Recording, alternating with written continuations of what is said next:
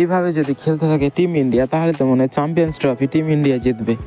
এইভাবে যেভাবে খেলছে ইংল্যান্ডের সাথে প্রথম যে ওডিআই ম্যাচ হয়েছিল সেটাতে তো টিম ইন্ডিয়া অনায়াসে জিতে গেছিলো, কিন্তু সেকেন্ডটা যে আমরা ভেবেছিলাম যে হয়তো এই ম্যাচটা একটু টাই হবে এবং টাফ হবে ইন্ডিয়ার জন্য জিততে, কিন্তু তা নয়, একদম সহজ হয়েছে ইন্ডিয়ার জন্য জেতা।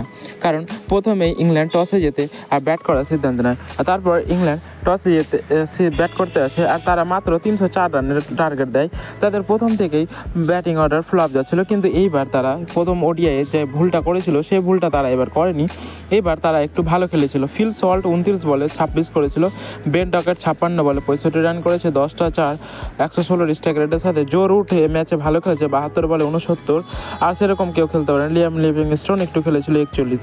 আর এইভাবে টিম ইংল্যান্ডের স্কোর দাঁড়িয়েছিল 304 রান। তারা 304 রানে অল আউট হয়ে যায়, তারা 50 ওভারে খেলতে পারেনি। আমাদের দিক থেকে অর্থাৎ ইন্ডিয়ার দিক থেকে যদি দেখি সবচেয়ে বেশি ভালো বল করেছে রবীন্দ্র জাডেজা, আর তারই জন্য হয়তো 304-এ থামতে পেরেছে টিম ইংল্যান্ডকে। আর তারপরে যখন ব্যাট করতে আসে টিম ইন্ডিয়া তখন দেখা যায় তাদের কেরামতি।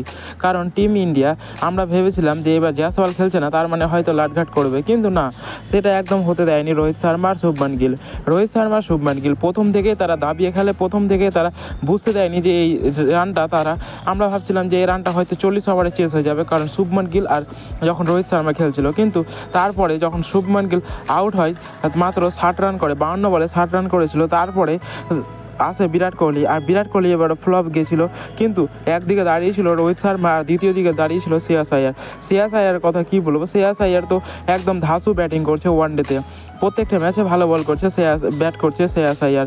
আর শ্রেয়াস আইয়ার যে মিডল অলরাউন্ডারের মধ্যে বেস্ট ব্যাটার বর্তমানে, তা বলে সাফল্য। কারণ রোহিত শর্মা এই ম্যাচে 90 বলে 119 রান করেছে, 12টা 4 আর 7টা ছক্কার সাহায্যে। তার স্ট্রাইক রেট ছিল 132।